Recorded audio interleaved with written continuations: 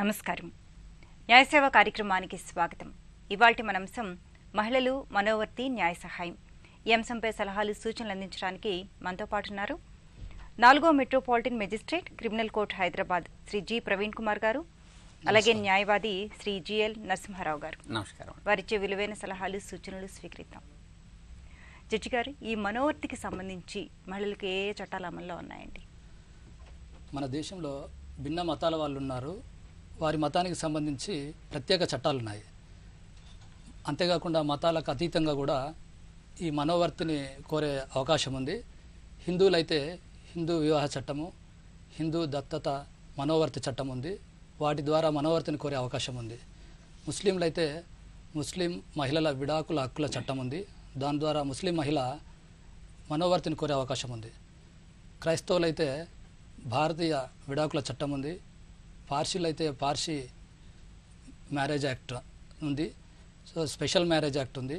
ఇవి కాకుండా మతాలకు అతీతంగా సెక్షన్ 125 క్రిమినల్ ప్రొసీజర్ కోడ్ ప్రకారము ఏ మతానికి సంబంధించిన మహిళ అయినా మనోవర్తిని కోరచ్చు. అంతేకాకుండా గృహహింస నుండి మహిళల రక్షణ చట్టం నుండి కూడా మనోవర్తి కోరవచ్చు. ఇంకా తల్లిదండ్రులు, వయోవృద్ధులు వారి పోషణ కోసం చేయబడ్డ చట్టం 2007 నుండి కూడా మనోవర్తి పొందవచ్చు. మనోవర్తిని ఎప్పుడు కోరచ్చు? తల్లిదండ్రులు, పిల్లలు, భార్య ఎవరైతే తమను తాము పోషించుకోలేని పరిస్థితుల్లో ఉన్నప్పుడు వారు పోషించగలిగే వ్యక్తి ఎవరైతే బాధ్యత ఉందో వారి నుండి మనోవర్తి కోరవచ్చు. ఓకే. అలాగే క్రిమినల్ ప్రొసీజర్ కోడ్ 125 ఒక ముఖ్య ఉద్దేశం ఏంటండి? పోషించుకోలేని పరిస్థితిలో ఉండి అనాథలుగా మారిపోకుండా ఉండడానికని వారికి తక్షణ సహాయం కోసమని సాంఘిక న్యాయాన్ని ఇవ్వాలనే ఉద్దేశంతోనే ఈ సెక్షన్ 125 సిఆర్పిసిని క్రిమినల్ ప్రొసీజర్ కోడ్లో ఏర్పాటు చేయడం జరిగిందండి. ఓకే. అలాగే మనోవర్తిని పొందాలి అనుకుంటే ఎలా ప్రొసీడ్ అవ్వాలండి లాయర్ గారు? ఇంట్లో తమకు కెపాసిటీ ఉండి పేమెంట్ చేసే కెపాసిటీ ఉంటే ప్రైవేట్ న్యాయవాదుల్ని అప్రోచ్ కావచ్చు. లేదు ప్రభుత్వం వారు కూడా లీగల్ ఎయిడ్ నుంచి కూడా ప్రొవైడ్ చేస్తారు. వాళ్ళ స్టేటస్ని బట్టి వాళ్ళకున్న ఇన్కమ్, మహిళలు అయితే అందరికీ మహిళలకు కామన్గా ఇచ్చేస్తారు. మహిళలు కానీ పేరెంట్స్ కానీ లీగల్ ఎయిడ్ ద్వారా కూడా కేసులు వేయచ్చు. ఇటు డొమెస్టిక్ వైలెన్స్ వేయచ్చు, 125 క్రిమినల్ ప్రొసీజర్ వేయచ్చు, section 18 Hindu adoption and maintenance act ప్రకారం కూడా కేసులు వేయచ్చు అండి. Either ways they can proceed. Party in person కూడా వాళ్ళు కూడా చేసుకోవచ్చు. కొద్దిగా లీగల్ నాలెడ్జ్ ఉండి మేజిస్ట్రేట్ గారి దగ్గరికి వాళ్ళు వెళ్ళే అంత ధైర్యం ఉంటే, ధైర్యం లేదు, దే ఆర్ ఆల్సో ఎంప్లాయీస్, కొద్దిగా మాట్లాడే శక్తి ఉంటే పర్సనల్ కూడా వేసుకోవచ్చు. ఓకే. ఏ వేస్లో కూడా పోవచ్చు. అలాగే జడ్జి గారు, ఈ క్రిమినల్ ప్రొసీజర్ కోడ్ ప్రకారం ఎవరెవరు మనోవర్తి పొందొచ్చు అంటారు? క్రిమినల్ ప్రొసీజర్ కోడ్ 125 ప్రకారము భార్య భర్త నుండి, పిల్లలు తండ్రి నుండి, అది మైనర్ పిల్లలు అయితే, అదే తల్లిదండ్రులు తమ సంతానం నుండి మనోవర్తి పొందవచ్చు. ఓకే. ఈ మనోవర్తి పొందడానికి పిటిషన్ ఎలా వేసుకోవాలి, ఎక్కడ వేసుకోవాలి? మనోవర్తిని పొందాలంటే భార్య అయితే తను ఉండే ప్రదేశం ఆ జిల్లాలో కానీ, భర్త ఉండే జిల్లాలో కానీ, ఇద్దరు విడిపోకముందు కలిసి ఉన్న ప్రాంతంలో కానీ మనోవర్తి కోసమని పిటిషన్ వేసుకోవచ్చండి. అలాగే ఈ పిటిషన్ మనోవర్తి పొందాలి అంటే ఎవరెవరు అర్హులు, ఎవరెవరు అర్హులు కాదు? మనోవర్తి పొందాలంటే ముఖ్యంగా ఏం కావాలంటే వారంతటా వారు పోషించుకోలేని పరిస్థితి ఉండాలి. అలా పోషించుకోలేని పరిస్థితి ఉండి వారు, భార్య అయితే భర్త నుండి వేరుండడానికి సరైన సహేతుక కారణాలు చూపించి, ఆ కారణాలు చూపించిన తర్వాత పోషించడానికి బాధ్యత ఉన్నటువంటి భర్త పోషించకుండా నిర్లక్ష్యం చేసినట్లయితే అప్పుడు మనోవర్తిని కోరవచ్చు. అదేవిధంగా మైనర్ పిల్లలని చెప్పాము, వారు పోషించుకోలేని స్థితిలో ఉంటారు. మేజర్ అయినటువంటి శారీరక మానసిక వ్యాధులతోనేమన్నా ఉన్న పిల్లలు కూడా తల్లిదండ్రుల నుండి మనోవర్తిని కోరవచ్చు. అదేవిధంగా వృద్ధులు, వారు ఆ వయసు మళ్ళిన తర్వాత పోషించుకోలేని స్థితిలో ఉన్నప్పుడు సంపాదించే ఆడపిల్ల దగ్గర నుండి కానీ లేదా వారి సంతానం నుండి కానీ మనోవర్తి పొందవచ్చు. ఓకే. లాయర్ గారు, ఒకవేళ ఆడవాళ్ళు ఉద్యోగం చేస్తున్నట్లయితే వారు కూడా మనోవర్తి పొందడానికి అర్హులేనా? అస్సలు కాదండి. వాళ్ళు పోషించుకోలేని, తమను తాము పోషించుకోలేని పరిస్థితుల్లోనే మెయింటెనెన్స్ అనేది ఇంట్రడ్యూస్ చేయడం జరిగింది. గతంలో అది ఓన్లీ 500 ఉండే సిఆర్పిసిలో. తర్వాత ఇప్పుడు status of the other side రెస్పాండెంట్ని బట్టి ఉంటుంది. ఇప్పుడు ప్రతివాదిని బట్టి అది ఇప్పుడు ₹1,00,000 సంపాదించేవాడు ఉంటే దాంట్లో 1/3 ఇచ్చుకోవాల్సి ఉంటుంది. లేదు 10,000 సంపాదించే ఉంటే దాంట్లో ₹3,000 ఇచ్చుకోవాల్సి ఉంటుంది. అట్లా కానీ అదే ఉపాధి ఉండి ఉద్యోగం చేస్తున్న వాళ్ళు ప్లస్ ఈ మధ్యలో రీసెంట్ కూడా ఆనరబుల్ సుప్రీంకోర్టు చెప్పడం జరిగింది, same dignity higher education qualifications ఉండి కావాలని పని చేయకుండా ఉంటే మహిళకు కూడా మెయింటెనెన్స్ ఇవ్వకుండా ఉండే చట్టం జడ్జిమెంట్ వచ్చింది ఈ మధ్యలో. కానీ ఉద్యోగం చేస్తున్న మహిళలు మాత్రం ఎట్టి పరిస్థితుల్లో కానీ ఫైల్ చేయడానికి లేదు. అదే సేమ్ టైము తనకు ఉద్యోగం లేకుండా భార్యకు ఉద్యోగం ఉంటే కూడా మెయింటెనెన్స్ వేసుకోవచ్చు. ఇది కూడా అంటే భర్త వేసుకోవచ్చు, భర్త కూడా వేసుకునే, భార్య మీద భర్త కూడా వేసుకోవచ్చు మనోవర్తి కోసం అని చెప్పేసి.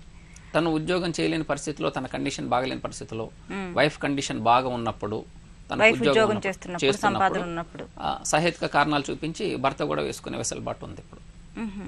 ఓకే. ఒక్కొక్కసారి మనోవర్తి ఎక్కడ ఇవ్వవలసి వస్తుందో అన్న భర్త అనుకున్నప్పుడు ఉన్న ఉద్యోగాన్ని వదిలేసినప్పుడు ఏం చేయాలంటారు?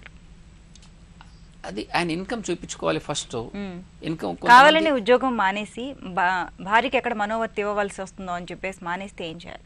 అట్లాంటి పరిస్థితుల్లో కోర్టు ఖచ్చితంగా అదే కనుక నిరూపించగలిగితే డెఫినెట్ గా మెయింటెనెన్స్ ఇవ్వాల్సి ఉంటుంది, భర్త ఖచ్చితంగా ఇవ్వాల్సి ఉంటుంది. ఎందుకంటే మన ధర్మం అనుకోండి, చట్టం, భర్త పోషించాల్సిన బాధ్యత భర్తది, భార్యను పోషించాల్సిన బాధ్యత భార్యను కానీ పిల్లల్ని కానీ తల్లిదండ్రులు కానీ జెంట్ పర్సన్ పోషించాలి. అతను కావాలని ఇట్లా చేస్తే సహేతుకంగా లేకపోతే మాత్రం ఖచ్చితంగా ఇవ్వమని చెప్తుంది. కాకపోతే దాని మెయింటెనెన్స్ తనకు వచ్చే ఇన్కమ్ అని క్యాలిక్యులేట్ చేస్తుంది. ఇన్కమ్ క్యాలిక్యులేషన్ బట్టే మెయింటెనెన్స్ ఉంటుంది, కానీ ఇంత అనేది ఫిక్స్డ్ గా ఉండదు. గతంలో ఉండేది ₹500 125 సిఆర్పిసి, ఇప్పుడు అది లేదు. ఖచ్చితంగా ఆ రెస్పాండెంట్ ప్రతివాది మెయింటెనెన్స్ అతని ఇన్కమ్ ని బట్టేసి మెయింటెనెన్స్ ఇవ్వడం జరుగుతుంది. కాల్ తీసుకుందాం అండి. హైదరాబాద్ నుంచి నరేష్ గారు. హలో మేడం, నమస్కారం మేడం. నమస్తే అండి, చెప్పండి. మేడం, మా సిస్టర్ కి మ్యారేజ్ అయ్యి 2 years అవుతుంది. ఓకే. అంటే మ్యారేజ్ అయిన 1 month కి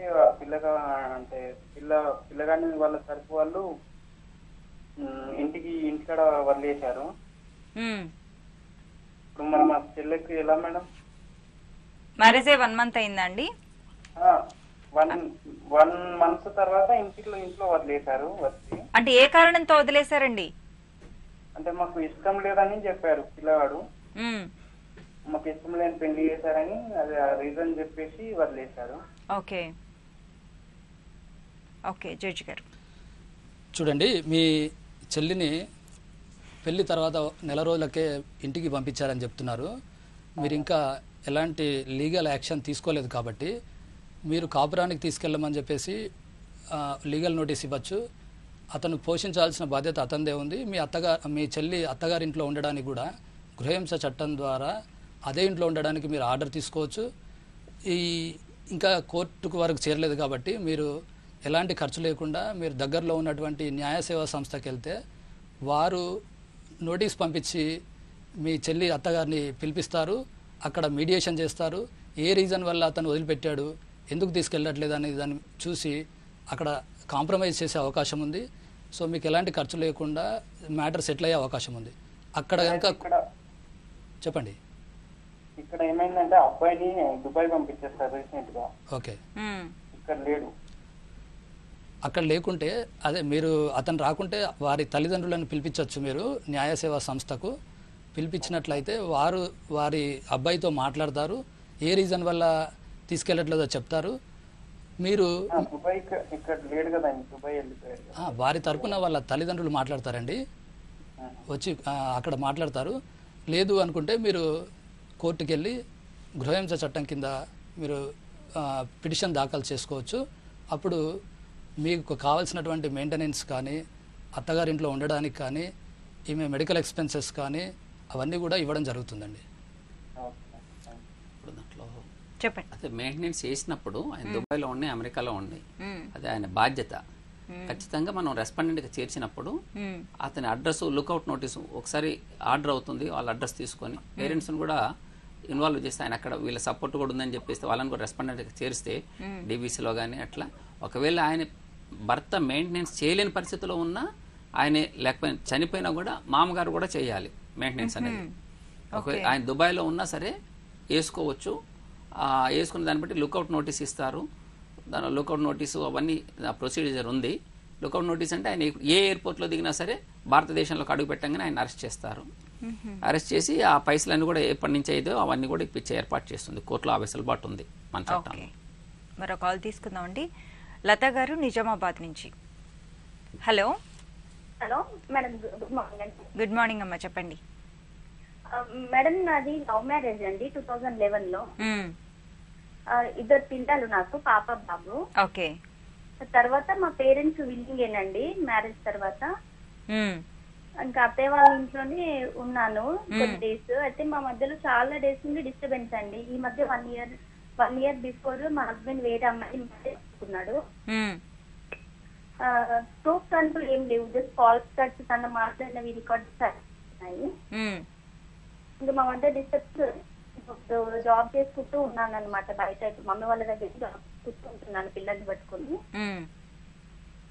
సో మెయింటెనెన్స్ ఏదైనా వేసుకోవచ్చా మేడం నేను? ఓకే జడ్జి గారు. అమ్మా మీ భర్త ఏం చేస్తారమ్మా? తను ప్రైవేట్ అంటే మొన్నటి వరకు చేశాడండి, 1 year బిఫోర్ వరకు. ఎప్పుడైతే మా మధ్య థర్డ్ పర్సన్ ఎంటర్ అయిందో అప్పటి నుండి తను వర్క్ చేసేదో కూడా నాకు తెలియదు. ఓకే, మీరేం చేస్తారమ్మా? నేను లాస్ట్ 5 months బిఫోర్ హైదరాబాద్ లో జాబ్ చేశానండి ఐసిఐసిఐ బ్యాంక్ లో. ఇంకా తను అక్కడికి వచ్చేసి న్యూసెన్స్ చేశాడు అనమాట. నా ఐడెంటిటీ పైన నువ్వు వర్క్ చేయొద్దు ఇక్కడ అది అని చెప్పేసి న్యూసెన్స్ చేస్తే నేను వచ్చేసి ఇంకా మమ్మీ వాళ్ళ దగ్గరే ఉండి జాబ్ చేసుకుంటున్నాను. ఓకే, మీరు మీ భర్త పోషించడం లేదు కాబట్టి మీరు ఉద్యోగం చేస్తూ మీ కుటుంబాన్ని సాగదీస్తున్నారు. Yes sir. అయితే అత్తయ్య వాళ్ళ ఇంటి దగ్గర ఉంటే ఏంటంటే మా అబ్బాయి ఒకటే సార్, అబ్బాయి తను తిరిగితే వాడు తిరిగితే ఎన్ని రోజులైనా తిరిగి తనే వస్తాడు, వచ్చే వరకు మా దగ్గర ఉండు, పిల్లల్ని మేము చూసుకుంటాము, నిన్ను చూసుకుంటాము అని చెప్పేసి సార్. ఇప్పుడు అలా వదిలేసి వెళ్తే వాళ్ళకి ఎన్ని రోజులని అంత డిపెండ్ అయి ఉండాలి సార్.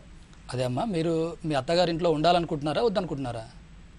అంటే లేదు సార్, తను ఉంటే తనతో పాటు అంతేగాని తను అలా తిరుగుతాడు, వాడు తిరిగి వచ్చిన రోజులు తిరిగి రాని, నువ్వు పిల్లలు ఉండండి అని అంటే పంపడానికి ఏది ఉండదు సార్. విలేజ్ లో నువ్వు సిటీలో జాబ్ చేసుకో, పిల్లలు వదిలేసుకొని నేను ఇలా ఉంటారు సార్. అవునమ్మా, మీరు ఉద్యోగం చేస్తున్నారు, మీ భర్త సంపాదన మీకంటే ఎక్కువ ఉంది, అతను కెపాసిటీ ఎక్కువ ఉంది అనుకుంటే మీరు వారు చూడలేదు కాబట్టి మీరు ఒకవేళ ఉద్యోగం చేస్తున్నాను అనుకుంటే మీరు ఉద్యోగం చేస్తున్నప్పటికీ కూడా మీరు ఇద్దరు కలిసి ఉన్నప్పుడు ఏ విధంగా అయితే ఉన్నారో అలాంటి స్టేటస్ మీకు వచ్చే అవకాశం ఉంది.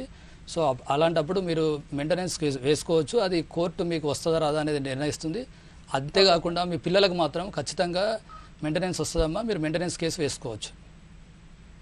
దానికి మీకు దగ్గరలో ఉన్నటువంటి లీగల్ సర్వీస్ అథారిటీని అప్రోచ్ కండి, మీకు కావాల్సిన న్యాయ సహాయం ఉచితంగా చేస్తారండి అక్కడ. Okay sir, okay. Thank you. Lawyer గారు, అలాగే మనోవర్తిని పొందాలంటే భార్య ఎలాంటి రుజువులు చూపించాలి? ఇప్పుడు తను హౌస్ వైఫే, తనేమి ఎర్నింగ్ చేయట్లేదు అనేది ఒకటి చూపించాలి. రెండోది భర్త ఎర్నింగ్స్, భర్తకు ఉన్నటువంటి ప్రాపర్టీసు, దాని మీద వచ్చే ఇన్కమ్, రెంట్స్ కానీ అట్లాంటి ప్రాపర్టీస్ ఏ స్టేటస్లో ఉన్నాడు అనేది, ఆయన మంత్లీ ఇన్కమ్ కానీ లేకపోతే బిజినెస్ అయితే బిజినెస్ నుంచి వచ్చే ఇన్కమ్, ఇవన్నీ పిటిషన్లో ఆర్జీలో పెట్టుకోవాల్సి ఉంటుంది. దాన్ని బట్టి అతని ఎంత కెపాసిటీ ఉంది, ఆయనకున్న పేరెంట్స్, ఆయనకున్న బర్డెన్స్, ఆయన సెల్ఫ్గా ఎంత ఖర్చు చేస్తారో అవన్నీ చూసినాక ఇక్కడ ఉన్న భార్యకు కాకుండా పిల్లలు ఉన్నారా, ఇక్కడ మంత్లీ ఎంత ఖర్చు వస్తుంది, ఇవన్నీ అసెస్ చేసి కోర్టు వారు ఉత్తర్వులు ఇవ్వడం జరుగుతుంది.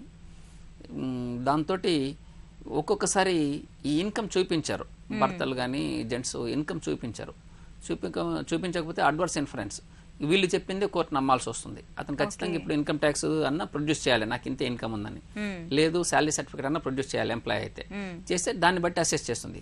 ఒక్కొక్క సందర్భంగా వీళ్ళేమో హై ఉన్న ఇన్కమ్ చేస్తారు, రియల్ ఎస్టేట్ చేస్తున్నారు, బిజినెస్ చేస్తున్నారు అని వైఫ్లు చెప్పడము, అతనేమో నేనేం చేయట్లేదు, నేను నిరుపేదని, నాకు 10,000 5,000 జీతం అని ఆయన చెప్పినప్పుడు ఆయన 10,000 5,000 జీతం షో చేయాలి కోర్టు వారికి. షో చేయకపోతే అడ్వర్స్ ఇన్ఫరెన్స్ అని అంటారు. ఖచ్చితంగా నీ మీద అభియోగం మోపినప్పుడు నువ్వు చూపించాలి నీ ఇన్కమ్ ఎంత అని. చూపించకపోతే మాత్రం భార్య చెప్పిందే నమ్ముతుంది కోర్టు. అది పాటించట్లేదు, భర్తలు రెస్పాండెంట్స్ అని పాటించట్లేదు. అది ఉన్న వాస్తవం కోర్టుకైతే చెప్పాల్సిందే. కోర్టుకు చెప్పకపోతే తన ఎవిడెన్స్లో తను నిరూపించడం కానీ లేకపోతే వాళ్ళ ఎంప్లాయర్ని తీసుకొచ్చి ఎవిడెన్స్ ఇప్పించడం కానీ కోర్టు సాక్షిగా అట్లా చేసినప్పుడు ఖచ్చితంగా భార్యకి ఎంతో అంత మనోవర్తి ఉంటుంది. టు అవాయిడ్ దట్ ఖచ్చితంగా వాళ్ళు ఉన్నట్టు కోర్టుకు వచ్చినప్పుడు చెప్పాల్సిందే, ఆ స్థాయికి వచ్చినప్పుడు ఖచ్చితంగా చెప్పాల్సి ఉంటుంది. చెప్పకపోతే భర్తలకే నష్టం. ఒకసారి 10,000 జీతం వస్తే 15,000 మెయింటెనెన్స్ ఇచ్చిన దాఖలాలు కూడా ఉన్నాయి. ఎందుకంటే అది చూపించలేకపోవడం. అది ఓకే. మరో కాల్ తీసుకుందాం అండి. నీలిమ గారు, hello. Hello hello, good morning ma'am. Good morning అమ్మా, చెప్పండి. మమ్మీ డాడీది అరేంజ్డ్ మ్యారేజ్ అయ్యి 30 years అవుతుంది మ్యారేజ్ అయ్యి. ఓకే అమ్మా. నాకు 28 years ఇప్పుడు. అయితే డాడీకి చాలా ఇల్లీగల్ రిలేషన్స్ ఉన్నాయి చాలా ప్లేసెస్ లో. చాలా మంది అంటే మామయ్య వాళ్ళు తాతయ్య వాళ్ళు వచ్చి చెప్పారు కానీ తనేం చేంజ్ అవ్వలేదు. ఇక మమ్మీ ఏంటంటే కనీసం నువ్వు పిల్లకి కూడా పెళ్లి చేయట్లేదు, నువ్వు ఇలా ఉండటం ఏం బాగాలేదని ఇక ఇప్పుడు లీగల్ గా ప్రొసీడ్ అవుదాము అని అనుకుంటున్నారు. దాని గురించి ఒకసారి కనుక్కుందామని చేశాను. Daddy government employee madam, electrical department లో జాబ్ చేస్తారు. ఓకే. మీరు ఎంతమంది అమ్మా? నేను ఒక్కదాన్ని మేడం. ఓకే. అంటే లీగల్ గా ప్రొసీడ్ అవుదాం అంటే ఏంటి? అంటే విడాకులు తీసుకుందాం అనుకుంటున్నారా లేకపోతే యాక్షన్ తీసుకుందాం అనుకుంటున్నారా? ఏమనుకుంటున్నారు? యాక్షన్ తీసుకోవడానికి ఆల్రెడీ పోలీస్ స్టేషన్ లో కేసు పెట్టాం మేడం ఒకసారి. వాళ్ళు ఏమన్నారంటే గవర్నమెంట్ ఎంప్లాయ్ కదమ్మా, మీరు పేరెంట్స్ తో మాట్లాడి పెద్దోళ్ళతో మాట్లాడి అడ్జస్ట్ చేసుకోండి అన్నారు. ఓకే. డాడీ ఏంటంటే ఆ మాట్లాడిన టైంలో బానే ఉంటారు, కానీ తర్వాత మళ్ళీ వాళ్ళు వచ్చి వెళ్ళిపోయాక అసలు డైరెక్ట్ గా వేరే ఫ్యామిలీనే పెట్టేశారు తీసుకెళ్ళిన అమ్మాయితో. మేము అది అడుగుతున్నా కూడా మీరు ఉంటే ఉండండి వెళ్ళిపోతే వెళ్ళిపోండి అంటున్నారు మమ్మీని. ఓకే. దాని గురించి జాబ్ చేస్తారా? లేదు మేడం, తను 10th వరకు చదువుకున్నారు, హౌస్ వైఫ్. ఓకే. జడ్జి గారు, ఉద్యోగం చేస్తున్న భర్త కంపల్సరీ భార్యను పిల్లల్ని పోషించాలమ్మా. మీరు మీ ఫాదర్ మీ మదర్ ని మిమ్మల్ని చూసుకోవట్లేదు కాబట్టి మీరు ఖచ్చితంగా చూసుకుంటున్నారు సార్. ఏంటంటే తినడానికి ఉండడానికి తీసుకొస్తారు. ఓకే. బట్ ఏంటంటే ఇక ఇలాంటి మానేసేయి పెళ్లి చెయ్యి ఇది పద్ధతి కాదు. డాడీ 54 years ఇప్పుడు. అదే అమ్మా. అయినా సరే తను చేంజ్ అవ్వట్లేదు, ఇంట్లో సరిగ్గా ఉండరు. తినడానికి ఉండడానికి తెస్తున్నాను కదా ఇంకా మీకు బాధ ఏంటి, నేను ఎలా తిరిగితే అన్నట్లు మాట్లాడుతున్నారు. అదే మీరు ఏం రిలీఫ్ కావాలనుకుంటున్నారు? అంటే ఏదైనా హెల్ప్ గురించి సార్. అంటే డైవర్స్ చేసుకుని మనోవర్తికి వేస్తే బెటర్. అందరేమో ఈ ఏజ్కి వచ్చాక ఇంకా డైవర్స్ ఏంటి, పిల్ల ఉంది కదా అని అంటున్నారు మమ్మీ సైడ్ వాళ్ళంతా. అవును అమ్మా, మీరు కూడా పెళ్లి కావాల్సిన అమ్మాయి కాబట్టి రేపు ఇబ్బందులు వస్తాయి మ్యారేజ్ టైంలో అని. సో మీరు వేరుగా ఉంటూ కూడా మీ అమ్మ నాన్నగారు మీరు మనోవర్తి పొందొచ్చు. అంతేకాకుండా మీ నాన్నగారు ఇంట్లో ఉండే రైట్ మీకు డొమెస్టిక్ వైలెన్స్ యాక్ట్ ఇస్తుంది, అదే ఇంట్లో ఉంటూ కూడా తీసుకోవచ్చు. మీరు కావాలంటే డొమెస్టిక్ వైలెన్స్ యాక్ట్ కింద కేసు పెట్టండి, లేదా మీరు దగ్గరలో ఉన్నటువంటి లీగల్ సర్వీస్ అథారిటీని అప్రోచ్ కాండి అమ్మా. మీ నాన్నగారిని పిలిచి మీడియేట్ చేస్తారు. అక్కడ మీడియేషన్లో ఇలా ఉండడం మంచిది కాదు, ఎందుకంటే మీరు ఈ వయసులో ఉద్యోగంలో ఉండి ఇంతకాలం మీరు కాపురం చేసి మీరు ఇప్పుడు ఇబ్బంది పెట్టడం మంచిది కాదని మీ నాన్నగారిని కన్విన్స్ చేసే అవకాశం కూడా ఉంటుంది. ఆ మీడియేషన్ ఎలాంటి ఖర్చు లేకుండా మీరు లీగల్ సర్వీస్ అథారిటీకి వెళ్తే అక్కడ మీడియేషన్ చేస్తారు కాబట్టి మీ నాన్నగారు మారిపోయే అవకాశం కూడా ఉంటుందమ్మా. అంటే చాలా సార్లు చెప్పించాం సార్. అదే అంటే జనరల్ గా చెప్పిన వాళ్ళు పెద్ద మనుషులు చెప్పిన దానికి కోర్టులో జడ్జి గారు ఉంటారు, అక్కడ senior civil judge cadre officer ఉంటారమ్మా, వారు మీడియేషన్ కండక్ట్ చేస్తారు. అంటే ఎలా ఉంటే ఫ్యూచర్ కాన్సిక్వెన్సెస్ ఏ విధంగా ఉంటాయి, మీరు ఇలానే ఉంటాయని చెప్తారు అక్కడ.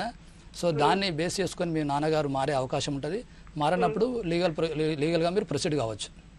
అంటే ఇప్పుడు మమ్మీ ఇంట్లో ఉంటూ కూడా మనోవర్తి తీసుకోవచ్చమ్మా, తీసుకోవచ్చు. అది డొమెస్టిక్ వైలెన్స్ అంటే గృహహింస చట్టం కింద అదే ఇంట్లో ఉంటూ మీరు తీసుకోవచ్చండి. Okay sir. ఇప్పుడు మాది కృష్ణా డిస్ట్రిక్ట్ సార్, మేము ఎక్కడ అప్రోచ్ అవ్వాలి సార్? మీకు మీ జిల్లాలో ఉన్నటువంటి మీరు ఒకవేళ తాలూకాలో ఉంటే అక్కడ ఉన్నటువంటి తాలూకా లీగల్ సర్వీస్ చైర్మన్ ఉంటారమ్మా, వారి దగ్గరికి పోవచ్చు. లేదా డిస్ట్రిక్ట్ హెడ్ క్వార్టర్లో ఉంటే డిస్ట్రిక్ట్ లీగల్ సర్వీస్ అథారిటీ ఉంటారు, అక్కడికి వెళ్ళొచ్చు. లేదా మీ ఏదైనా కోర్టు అడ్వకేట్ ద్వారా కానీ లేదా కోర్టుకు డైరెక్ట్గా వెళ్ళొచ్చు. వెళ్ళి మీరు లేదా ప్రొటెక్షన్ ఆఫీసర్ దగ్గరికి వెళ్ళొచ్చు, అక్కడికి వెళ్ళి మీరు దరఖాస్తు పెట్టుకోవచ్చమ్మా. ఓకే సార్, అంతేకాకుండా మీకు పెళ్లి కావాలన్నా కూడా పెళ్లి ఖర్చులకు కూడా సూట్ వేసుకోవచ్చు అండి సివిల్ దావా.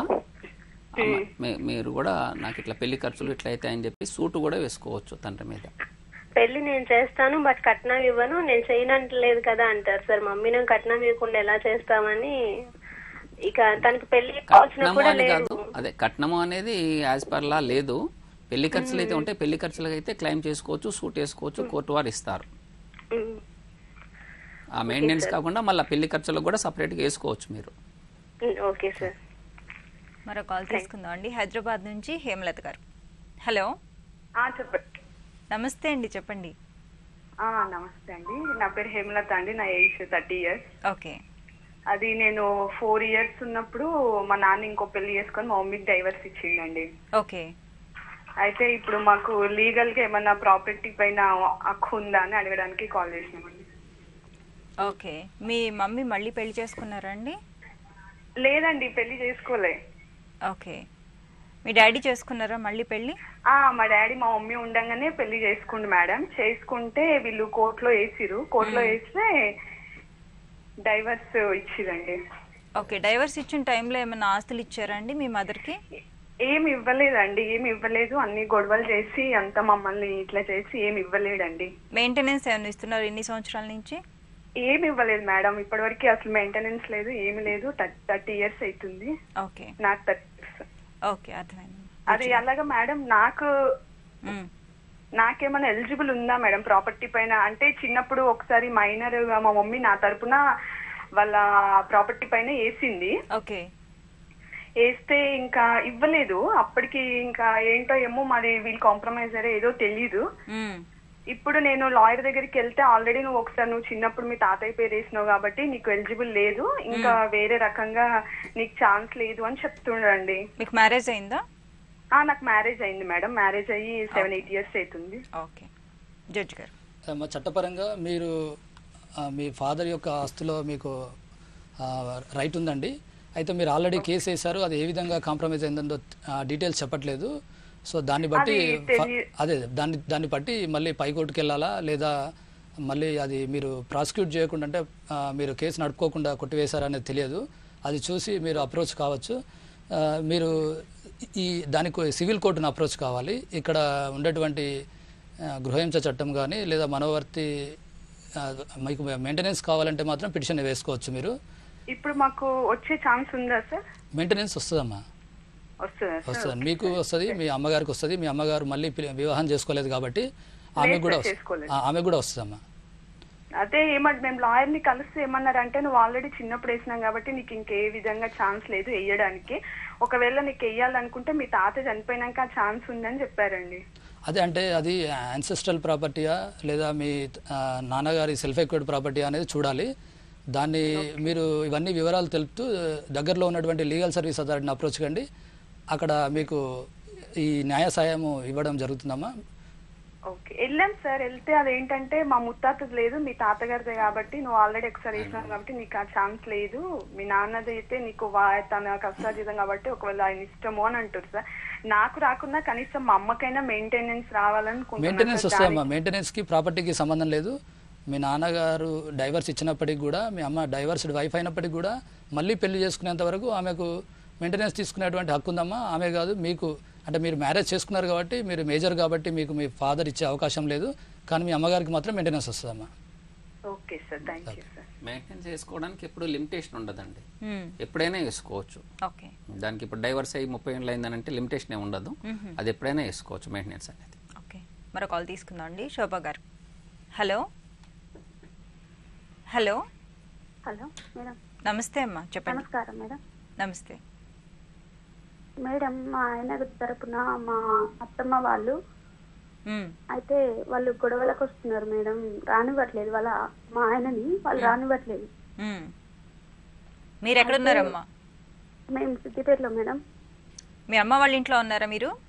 లేదు మేడం, వేరే రెంట్ తీసుకొని ఉన్నాం. మీ హస్బెండ్? మా హస్బెండ్ వాళ్ళు అక్కడే ఉన్నారు మేడం, వాళ్ళ ఇంటి దగ్గర. పెళ్ళి ఎన్ని సంవత్సరాలు అయిందమ్మా? పెళ్ళై 9 years దగ్గరకు వస్తుంది మేడం. పిల్లలు ఉన్నారా? లేదు మేడం, బాబు చనిపోయిండు. ఓకే. ఎన్ని సంవత్సరాల నుంచి మీరు విడిగా స్టార్టింగ్ నుంచి అయినా అంతే, వాళ్ళ అమ్మ వాళ్ళ దగ్గరికే వెళ్ళడం చేయడం అలానే ఉన్నాడు. కాకపోతే మామూలుగా వచ్చి వెళ్ళేటోడు. ఇప్పుడు మొత్తానికే రానివ్వట్లేదు వాళ్ళు. అయితే ఆమె ఏమంటుందనంటే నా కొడుకుని నేను రానివ్వను, నువ్వు వస్తే రా, లేకపోతే నీ దారిలో నువ్వు ఉండు, నేను ఎక్కడ పెట్టాలో అక్కడ పెడతా అని చెప్పేసి ఆమె అట్లా మాట్లాడుతున్నారు. మరి మీరే వెళ్ళొచ్చు కదమ్మా అక్కడికి. మేడం అక్కడికి వెళ్ళడం అని అంటే అబ్బాయి మనకు ఫస్ట్ స్టార్టింగ్ లో చెప్పలేడు తల్లిదండ్రులు ఉన్నారని చెప్పేసి. అంటే ఆయన ఎట్లా అంటే మా నాన్న ఏమో అన్నదమ్ములు లేరు అని చెప్పేసి ఎవరు లేరు నా కొడుకులు అని చెప్పేసి ఇంట్లో పెట్టుకున్నాడు అన్నట్టు. ఓకే, మీది లవ్ మ్యారేజ్ అమ్మా? లవ్ మ్యారేజ్ కాదు మేడం. కాకపోతే ఆ అబ్బాయి ఏంటి అని అంటే నేను చేసుకుంటాను, మీ ఇంట్లోనే ఉంటాను, నేను మీకు అందరికి కొడుకులాగా చూసుకుంటాను అని అన్ని విధాలు చెప్పిండు. ఓకే, చెప్పి ఇంటి దగ్గరనే ఒక 1 year దాకా బాబు టీ అనిపోయేదాకా అక్కడ ఉన్నాం. అక్కడ ఉన్న తర్వాత మళ్ళీ ఇంకా సిద్దిపేటకు వచ్చినాం. సిద్దిపేటలో కొద్ది రోజులు ఉన్నాం. బాబు టీ అనిపోయిన తర్వాత మా అత్తమ్మ వాళ్ళు తీసుకుపోయిన తర్వాత కొద్ది రోజులు ఉంచుకున్నారు. అప్పుడు నాన్నకి ఆరోగ్యం బాగాలేకపోతే నేను వచ్చిన తర్వాత కూడా అసలు ఆయన అప్పటి నుంచి ఇప్పటి వరకు అంతే. ఆయన వస్తాడు, ఒక 2 రోజులు ఉంటాడు, వెళ్ళిపోతాడు. కాకపోతే ఇప్పుడు మొత్తానికి రానివ్వట్లేదు మేడం. ఓకే, లాయర్ గారు దీంట్లో ఒకటమ్మా, మీకు భర్త కావాలనుకుంటే హిందూ మ్యారేజ్ యాక్ట్ ప్రకారం రిస్ట్రిక్షన్ ఆఫ్ కాంజుగల్ రైట్స్ అని ఉంటుంది. నా భర్త నాకు కావాలి, గతంలో స్టేటస్ నాకు ఇవ్వండి, నా భర్త నా దగ్గరికి పంపించే ఏర్పాటు అదొకటి ఉంటుంది. ఆ పిటిషన్ ఫ్యామిలీ కోర్టులో వేసుకోవాలి, లేకపోతే సీనియర్ సివిల్ జడ్జి కోర్టులో వేసుకోవాల్సి ఉంటుంది. ఆ చట్టంలో వెసులుబాటు ఉంది.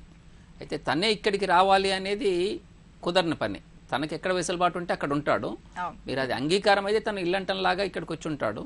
కాకపోతే మాత్రం మీ భర్త దగ్గర మీరు ఉండే అధికారం మీకు ఉంటుంది.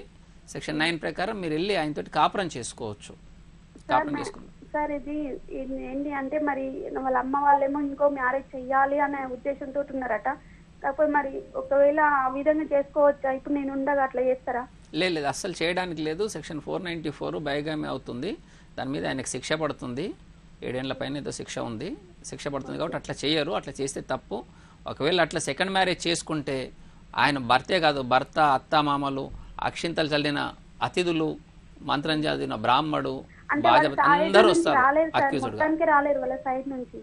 అమ్మా వాళ్ళ అమ్మ వాళ్ళ సైడ్ నుంచి ఎవ్వరు రాలేదు సార్. పెళ్ళప్పుడు రాలేదు. ఓకే, పెళ్ళప్పుడు రాలేదు. మళ్ళీ ఆయన పెళ్లి చేసుకుంటే నేను చెప్తున్నాను, అట్లా పెళ్లి చేసుకోవడానికి చట్టం ఒప్పుకోదు. మీరు అందుకని మీరు నా భర్త నాకు కావాలని కేసు వేసుకోవచ్చు. మీరు మీకు ఆ వెసులుబాటు ఉంది చట్టంలో. ఓకే, జడ్జి గారు ఈ మనోవర్తిని ఏ విధంగా నిర్ణయిస్తారండి? మనోవర్తి అనేది భర్త ఆదాయం, వారి స్టేటస్ ఏ విధంగా ఉంది, కెపాసిటీ ఎంత ఉంది, అదేవిధంగా భార్య స్టేటస్ ఏముంది, అంటే ఆమె ఉద్యోగ కాదా, హౌస్ వైఫ్ అనే దాని మీద, అదేవిధంగా వారి ఖర్చులు ఎంత ఉన్నాయి, భర్త మీద ఎంతమంది డిపెండ్ అయి ఉన్నారు, ఈమె మీద ఎంతమంది డిపెండ్ అయి ఉన్నారు, ఈ అన్ని విషయాలు పరిగణలోకి తీసుకొని కోర్టు మనోవర్తి గ్రాంట్ చేస్తుందండి. ఓకే, ఒకసారి మనోవర్తి గ్రాంట్ చేసిన తర్వాత కోర్టు భర్త అంటే ఎవ్రీ మంత్ ఇంత అని ఒక ఫిక్స్డ్ పెట్టిన తర్వాత అది చెల్లించకపోతే ఏం చేయాలంటారు? మనోవర్తి గ్రాంట్ చేసిన తర్వాత భర్త చెల్లించకపోతే ఆ బాధితురాలు మళ్ళీ కోర్టులో ఒక పిటిషన్ వేయాల్సి వస్తుంది. అది 125 sub class 3 of criminal procedure code ప్రకారము నాకు డబ్బులు ఇచ్చినప్పటికీ, కోర్టు గ్రాంట్ చేసినప్పటికీ నా భర్త ఇవ్వట్లేదు, అది కావాలని నెగ్లెక్ట్ చేస్తున్నాడు అని పిటిషన్ వేసుకుంటే ఈ అమౌంట్ ఎంత అయితే ఉందో అది దాదాపు సంవత్సరం లోపు ఎంత రావాలో ఆ ఎంత అమౌంట్కి పిటిషన్ వేసుకోవచ్చు. సో దానికి కాలపరిమితి 1 year ఉంది. సో ఈ 1 year ఉన్నటువంటి అమౌంట్ అంతా కూడా నాకు రావాలని పిటిషన్ వేసుకుంటే కోర్టు ఏం చేస్తుందంటే అతని ప్రాపర్టీస్ మూవబుల్, ఇమూవబుల్ అంటే స్థిర చరాస్తులు ఏమైనా ఉంటే వాటిని అటాచ్ చేసి అమ్మి ఆ డబ్బులు ఆమెకి ఇప్పిస్తుంది. అవి సరిపోకపోతే అతనికి సాధారణ జైలు శిక్ష 30 రోజుల వరకు ఇస్తుంది. ఈ ప్రాపర్టీస్ ఏం లేనప్పుడు కోర్టు కనుక ఇతను కావాలని ఏ రీజన్ లేకుండా డబ్బు పే చేయట్లేదు అనుకుంటే 30 రోజుల జైలు శిక్ష ఇస్తుంది. ఆ 30 రోజుల జైలు శిక్ష లోపు కనుక అతను కడితే అతను వదిలిపెడుతుంది. ఓకే, అలాగే లాయర్ గారు సహజీవనం చేస్తున్న మహిళ మనోవర్తి కోరడానికి వీలుంటుందా? కొన్నిసార్లు సుప్రీంకోర్టు చెప్పింది ఉంటుందని, కొన్ని సందర్భాల్లో శర్మ కేసు ఉంది, ఆ సందర్భంలో వీళ్ళని కూడా ఫస్ట్ వైఫ్, ఫస్ట్ చిల్డ్రన్ని వెల్ఫేర్ చూసేసి నెగ్లెక్ట్ చేసిన పరిస్థితి కూడా ఉంది, రిజెక్ట్ చేసిన పరిస్థితి కూడా. కాకపోతే సహజీవనం చేస్తున్నారు అంటే మాత్రం అతనికి ఇక్కడ ఫస్ట్ వైఫ్ అట్లా బర్డెన్స్ లేకపోతే మాత్రం ఖచ్చితంగా ఇవ్వాల్సే ఉంటుంది సహజీవనం చేసిన. అంటే ఇద్దరికి కూడా లివింగ్ స్పౌస్ ఉండద్దు, అంటే ఇద్దరు పెళ్లి చేసుకోకుండా ఎవరికి ఇద్దరు భార్యాభర్తలుగా సొసైటీకి ప్రొజెక్ట్ చేసినప్పుడు కొంతకాలం కలిసి భార్యాభర్తలుగా ఉన్నప్పుడు మాత్రం డొమెస్టిక్ వైలెన్స్ యాక్ట్ లో, అంటే మనకు 125 CRPCలోనేమో వైఫ్ అన్నారు, ఇక్కడ పెళ్లి చేసుకోలేదు. అయితే ఇక్కడ గృహహింస చట్టంలో మాత్రం అలాంటి మహిళకు కూడా మెయింటెనెన్స్ ఇచ్చే అవకాశం ఉంది. థ్యాంక్ యూ సో మచ్ అండి. ఇప్పటి వరకు మనం మనోవర్తి న్యాయ సహాయం అంశంపై సలహాలు సూచనలు స్వీకరించాం. వచ్చే శనివారం 9:30 న్యాయ సేవా కార్యక్రమంలో మళ్ళీ కలుసుకుందాం. అంతవరకు సెలవు. నమస్కారం.